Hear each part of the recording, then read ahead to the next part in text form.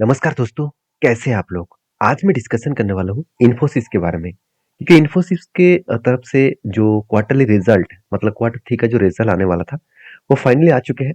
और रिजल्ट किस तरीके से हुआ उसके ऊपर डिपेंड करके कंपनी का कौन सा ट्रेंडिंग होने वाला है। क्या अप ट्रेंड होने वाला है, क्या डाउन ट्रेंड होने वाला है, सब कुछ यहाँ पे जानने का मौका मिलेगा। तो इस वीडियो को पूरा देखने को देखिए और चैनल को सब्सक्राइब भी करिए, क्योंकि इस तरीके से अपडेट मैं इसी चैनल के माध्यम से आपके साथ शेयर करता रहता हूँ। सबसे पहले मैं कंपनी के क्वार्टरली रिजल्ट के ऊपर जाना चाहूंगा। आप देख सकते हैं 38,800 से लेकर 41,700 करोड़ तक ओवरऑल कंपनी का जो ईयर ऑफ ईयर बेसिस में सेल्स है वो इंक्रीज हुआ है। तो देखा जाए तो कंपनी पिछले क्वार्टर्स को भी सेल्स के मामले में बीट किया और पिछले सालों को भी बीट किया। तो यहाँ पे सेल्स बहुत शानदार हुआ। अभी एक्सपेंस मिटाने के बाद कंपनी का नेट प्रॉफिट 6,100 करोड़ से 6,800 करोड़ तक देखने को मिला। मतलब कंपनी का प्रॉफिट जो ग्रोथ है वो शानदार देखने को मिला है। और वो भी क्वार्टर्स को भी बीट करके आगे बढ़ चुके हैं। यहाँ पे कंपनी के साल भर की अगर डेटा देखो तो आप देख सकते हैं कंपनी के साल भर में डेटा में कुछ चेंजेस देखने को मिला। जैसे प्रॉफिट ग्रोथ तो बढ़ा, मगर जो साल भर की डेटा में जो सेल्स का ग्रोथ है वो बुरी तरीके से खराब हुआ। क्योंकि सीधा सीधा 15% से 4% तक आप पहुंचे। मतलब कंपनी के ऊपर जो नेट प्रॉफिटेबिलिटी है, वो प्रॉफिटेबिलिटी ग्रोथ जो है वो यहाँ पे वीक होता देखने को मिला, क्योंकि 4% हो चुके हैं जो पहले 13% के सॉरी पहले 15% के आसपास था। तो लास्ट 3 ईयर्स में 15% था और करेंटली 4% के आसपास है। और नेट प्रॉफिट के बारे में बात करूँ तो 10% से 13% तक देखने को मिला। तो यहाँ पे एक चीजों को ध्यान रखना, कंपनी के ऊपर जो प्रॉफिट का ग्रोथ है वो तो मेंटेन हो रहा है, मगर सेल्स का ग्रोथ मेंटेन नहीं हो रहा है। इसका मतलब ये है, मान के चलिए आप 100 रुपीज में पिछले सालों में प्रोडक्ट बेच रहे थे और उसके लिए आपको 105 रुपीज प्रॉफिट हुआ। और इस बार आपने वही प्रोडक्ट 100 मतलब 5 में बेचा और आपको प्रॉफिट हो रहा है 106 रुपीज। तो आप कहेंगे सर मेरा प्रॉफिट तो बढ़ा। बिल्कुल बढ़ा नहीं। आपका मतलब एक यहाँ पे एक प्रोडक्ट के एक्सपेंस बढ़ चुके हैं, आपका जो सेल्स है वो बढ़ चुके हैं। सॉरी सेल्स जो है वो घट चुके हैं, क्योंकि आपने प्रोडक्ट का दाम इसलिए बढ़ा दिया क्योंकि आपका सेल्स कम है। तो सीधा-सीधा इस पॉइंट को ध्यान रखना, क्योंकि सेल बढ़ना बहुत ज़रूरी है। मान के चलिए इस बार वो प्रोडक्ट का प्राइस बढ़ा दिया, तो इसलिए उसका प्रॉफिट ज़्यादा हो गया। अगर सेल्स का प्राइस अगर बढ़ गया, मतलब सेल्स अगर कम हो गया, तो फ्यूचर में बहुत ज़्यादा दिक्कत आने वाले हैं। तो कंपनीज़ के ऊपर यही कारण की वजह से शायद जो इन्वेस्टर है, वो अभी भी इस कंपनी के ऊपर हमेशा पॉजिटिवली ग्रोथ देखता है। तो उतना ज़्यादा क्वांटिटी एडिंग नहीं किया, पहले जितना था वही क्वांटिटी को कंटिन्यू कर रहा है। और रही बात कंपनी के बैलेंस शीट का, तो पहले जो कंपनी का कर्जा था वही कर्जे को कंपनी कंटिन्यू कर रहा है। और रिजर्व भी लगातार यहाँ पे ग्रोथ होता देखने को मिले। अच्छा खासा यहाँ पे रिजर्व का ट्रेंडिंग देखने को मिला है। अच्छा खासा यहाँ पे रिजर्व बढ़ता हुआ देखने को मिले, जो कंपनी को पॉजिटिवली ग्रोथ करने के लिए काफ़ी है। और मेरे हिसाब से रिजर्व ऑन जो फिक्स्ड एसेट है, वो किसी भी कंपनी को हर साल बढ़ना चाहिए। क्योंकि कंपनी का ग्रोथ हो रहा है, इसका मतलब कंपनी का रिजर्व भी बढ़ रहा है और कंपनी का फिक्स्ड एसेट भी बढ़ रहा है। ये दोनों चीज पॉजिटिव है। तो चलो एक पॉइंट्स देख लेते हैं कि कंपनी का वैल्यूएशन क्या बोल रहा है। देखिए कंपनी के वैल्यूएशन में बात करें तो कंपनी का 27 का पी रेशियो है और इंडस्ट्रीज पी रेशियो 32 है। इसका मतलब वैल्यूएशन तो सस्ता है। कितना सस्ता है, चलो एक बार वो भी दिखा देता हूँ। एक टाइम कंपनी का पी रेशियो चला गया था 2021 में 38 के आसपास, और आज पी रेशियो कहाँ पे है, सिक्स ओवरऑल देखा है तो 27 के आसपास। और कंपनी का एवरेज पी रेशियो कितना है, 27 के आसपास। इसका मतलब वैल्यूएशन एकदम सही है और कंपनी का परफॉर्मेंस भी सही हो रहा है। तो इसके कारण कंपनी के ऊपर मैं पॉजिटिव व्यू के हिसाब से देखता हूँ। और बहुत सारे लोगों के मन में डाउट ये भी होगा कि कंपनी जो प्रॉफिट दिखा रहा है 26,000 करोड़, 27,000 करोड़, क्या इतना पैसा सचमुच कंपनी के हाथ में आ रहा है? देखिए दो चीज होते हैं। आप जब किसी को प्रोडक्ट बेचते हैं और मान के चलिए उधारी में बेचा, 100 मतलब 100 रुपीज का कोई प्रोडक्ट उधारी में बेचा, तो आपके खाते में दिखा दिया कि मुझे 100 रुपीज मिलने वाले हैं। तो आप यहाँ पे जो नेट प्रॉफिट है वो आपको खाते में दिख रहा है कि इतना पैसा वो मिलने वाला है। क्या सचमुच इतना पैसा मिला? क्या 100 रुपीज आपको बाद में मिला? तो उसको देखने के लिए आपको कैश फ्लो देखना होगा। तो अगर कैश फ्लो को देखेंगे तो कैश फ्लो में देखिए 25,000 करोड़ देखने को मिला।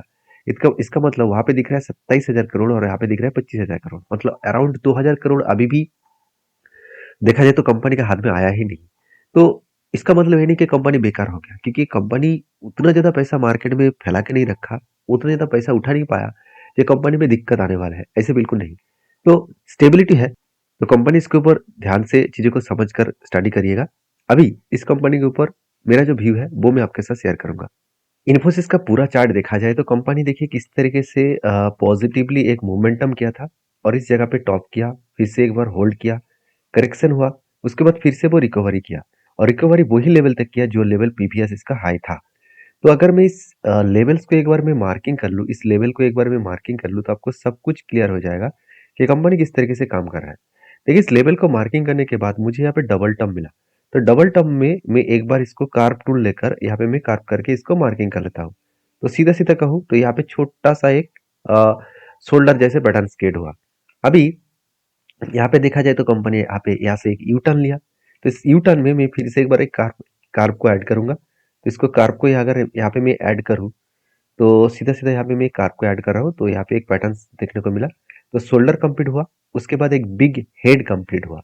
उसके बाद देखिए यहाँ पे छोटा-सा फिर से एक बार एक शोल्डर यहाँ पे कंपनी ने क्रिएट किया। तो इस पैटर्न को कहा जाता है, इस तरीके से जो पैटर्न से बनता है शोल्डर कम हेड कम शोल्डर। तो आप कहेंगे सर शोल्डर कम हेड कम शोल्डर तो वो तो कुछ इस तरीके से होना चाहिए, इस तरीके से होना चाहिए। हाँ, एक इस पैटर्न उसको कहा जाता है शोल्डर हेड कम शोल्डर। मतलब यहाँ पे हेड एंड शोल्डर पैटर्न कहा जाता है इसको। और इसी का अगर उल्टा कर दूं जो है कुछ इस तरीके से बना है जो यहाँ पे आपको देखने को मिला तो उसको कहा जाता है reversal head and shoulder pattern. तो यहाँ पे जो पैटर्न क्रिएट हुआ उसको कहा जाता है reversal head and shoulder pattern. तो इस पैटर्न का रूल्स है, तो जब भी कुछ इस तरीके से पैटर्न दिखे तो जिस लेवल में लास्ट यहाँ पे पैटर्न्स कंप्लीट हुआ वहाँ पे ब्रेकआउट ढूंढना है, ब्रेकआउट कंफर्मेशन ढूंढना है। तो फाइनली देखिए यहाँ पे ब्रेकआउट भी हुआ, इसके ऊपर ब्रेकआउट कंफर्मेशन भी हुआ। इसका मतलब है कोई भी कैंडल के ऊपर कैंडल ने ब्रेकआउट करेगा और उस कैंडल के ऊपर कोई ना कोई कैंडल ग्रीन क्लोजिंग होना चाहिए। तो यहाँ पे ब्रेकआउट एंड ब्रेकआउट कंफर्मेशन भी हो चुके हैं।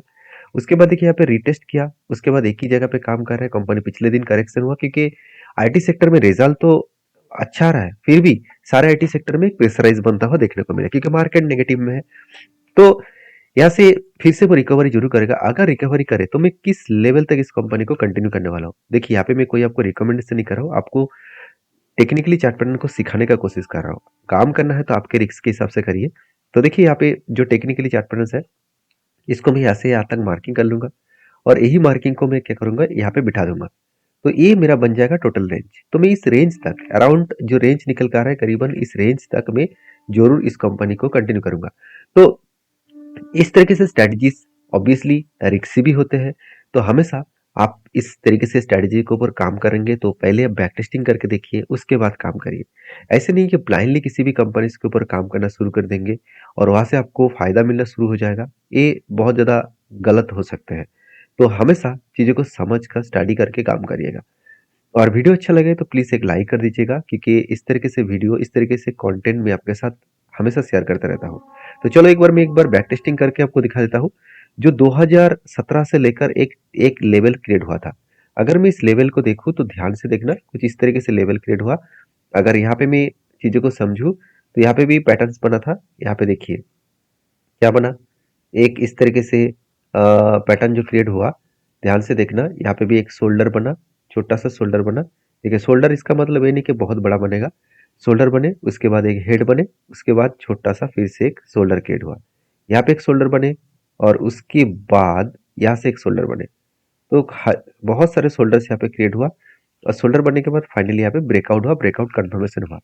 अगर इसी रेंज को मैं एक बार मार्किंग कर लूँ तो ओवरऑल ये जो रेंज बना था इसी रेंज को अगर मैं ऊपर बिठा दूँ तो देखिए फाइनली क्या इस लेवल तक टारगेट अचीव किया, बिल्कुल किया। ऊपर गया, रिटेस्ट किया, फिर से ऊपर गया और फाइनली एक्टिव हुआ।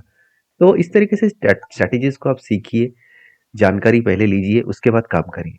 तो मिलते हैं नेक्स्ट वीडियो में, तब तक के लिए धन्यवाद।